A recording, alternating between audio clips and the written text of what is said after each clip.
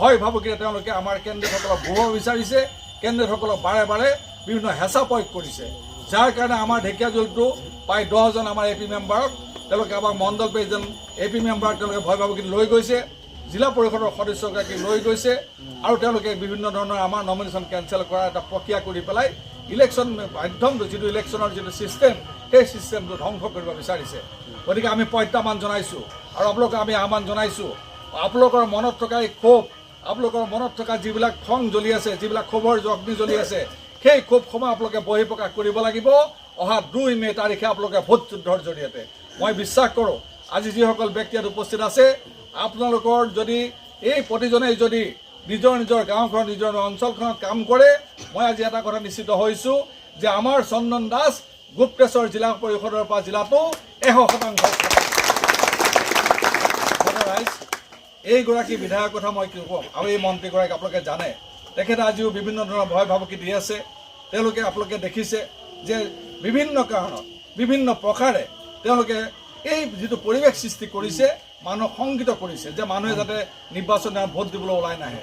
কিন্তু আপোনালোকে ভয় নকৰিব, কোনো একো কৰিব নোৱাৰে। আপোনালোকে জানে যে গণতান্ত্ৰিক আপোনালোকৰ পঞ্চায়তী ৰাজ ব্যৱস্থাত আপোনালোকৰ যিখিনি সুবিধা দিয়া হৈছে, সেই সুবিধা MLA সকলে কাঢ়ি নিব নোৱাৰে, মন্ত্ৰীসকলে সুবিধা কাঢ়ি নিব নোৱাৰে। আজি এনেধৰণৰ কথাবিলাক কয় যে আমাৰ মন্ত্ৰী আছে, আমাৰ চৰকাৰ আছে, আমি সুবিধা নিদিলে কোনো সুবিধা নাপায়। কিন্তু বিশ্বাস কৰিব, আপোনালোকে নিশ্চয় জানে যে পঞ্চায়তৰ যিখিনি সা সুবিধা আমাৰ সংবিধান দিছে, পঞ্চায়ত ৰাজ ব্যৱস্থাত যিসমূহ আমাৰ সুবিধা পঞ্চায়তক দিছে, সেই পঞ্চায়তত কেতিয়াও বিধায়কগৰাকীয়ে কোনো হস্তক্ষেপ কৰিব নোৱাৰে। সেই কথাখিনি ৰাইজক বুজাই দিব।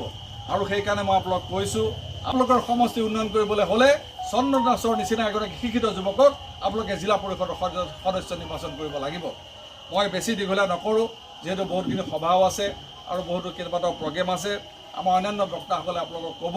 খালি মই এটা কথাই অনুৰোধ কৰিছোঁ যে এইখন দেশত আমি গণতন্ত্ৰ ৰক্ষা কৰিবলৈ হ'লে সকলো আগবাঢ়ি আহিব লাগিব। ইয়াত উপস্থিত থকা এই অঞ্চলৰ ৰাইজ আৰু আমাৰ বিভিন্ন মণ্ডলৰ পৰা অহা সেনাপতিসকল, মণ্ডল সভাপতিসকল, আমাৰ সেনাপতি, গতিকে সকলোকে মই শ্ৰদ্ধা নিবেদন কৰি দুআষাৰ ক'বলৈ লৈছোঁ। পেপাৰত বিজুতি ঘটাই প্ৰশাসনক ব্যৱহাৰ কৰি তেওঁ সেইখিনি কৰিবলৈ কৰিছে। গতিকে এইবিলাক গণতন্ত্ৰৰ বাবে ভাল লক্ষণ নহয়।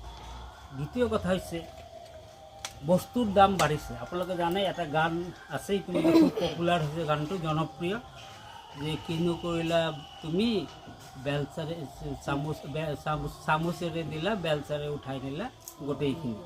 গতিকে এই গানটোতো আছেই, দেখিছে যে 1500 টকা দিছে, বাকী গেছৰ দাম, মিঠাতেলৰ দাম সব বাঢ়িছে। আজি বিজেপিয়ে সৃষ্টি কৰিছে। আমি কংগ্ৰেছৰ দিনত এনেকুৱা এটা পৰিৱেশ পোৱা নাছিলোঁ। কৰি গৈ আছে, দিন ডকাইত কৰি গৈ আছে, কিন্তু আমি তেওঁলোকৰ সেই কথাবোৰ যদি আমি প্ৰকাশ কৰোঁ, তেওঁলোকে আমাক পুলিচ মিলিটাৰী লগাই পেলাই, প্ৰশাসন লগাই পেলাই আমাৰ মুখ বন্ধ কৰিবলৈ তেওঁলোকে চেষ্টা কৰে। এনেকুৱা পৰিৱেশ এটা এই 10 বছৰ সৃষ্টি হৈছে। এনেকুৱা এটা পৰিৱেশ হ'বলৈ গৈ আছে। তেওঁলোকে ভাৰতবৰ্ষৰ গণতন্ত্ৰৰ দেশ মাজতে আপোনালোকে শুনিছিলে যে ভাৰতবৰ্ষৰ সংবিধানেই তেওঁলোকে সংশোধন কৰিবলৈ গৈছিলে, যাতে তেওঁলোকে ভাৰতবৰ্ষত ইলেকশ্যন নিবিচাৰে, তেওঁলোকে ভোটাধিকাৰ আপোনালোকৰ নিবিচাৰে, তেওঁলোকে যি ইচ্ছা তেওঁলোকে ৰাজতন্ত্ৰ বিচাৰে। তেওঁলোকে বিচাৰে যে মোদী ৰজা হওক আৰু অমিত শ্বাহ মন্ত্ৰী হ'ব আৰু তেওঁলোকে আমাৰ দেশ চলাব, আৰু আমি প্ৰজা হৈ তেওঁলোকৰ কথামতে আমি নাচি বাগি ঘূৰি ফুৰিব লাগিব। তেনেকুৱা এটা পৰিৱেশ সৃষ্টি কৰিবলৈ তেওঁলোকে গৈ আছিল। কিন্তু কংগ্ৰেছৰ দিনত আমি যি সুখ শান্তিৰে বসবাস কৰিছিলোঁ, সকলো জাতি জনগোষ্ঠী মিলি এখন সুন্দৰ সমাজত আমি বসবাস কৰিছিলোঁ, শান্তিত আছিলোঁ। আজি সেই শান্তি নোহোৱা হ'ল। আজি তেওঁলোকে আমাৰ মাজত বিভেদ সৃষ্টি কৰিছে। তেওঁলোকে হিন্দু মুছলিম কৰিছে, খ্ৰীষ্টান কৰিছে, শিখ ইছাই চবৰ মাজত ভাগ সৃষ্টি কৰি আমাৰ মাজত এটা বিভেদৰ সৃষ্টি কৰি আমাৰ সমাজখনক সান বান কৰিবলৈ তেওঁলোকে উঠি পৰি লাগিছে।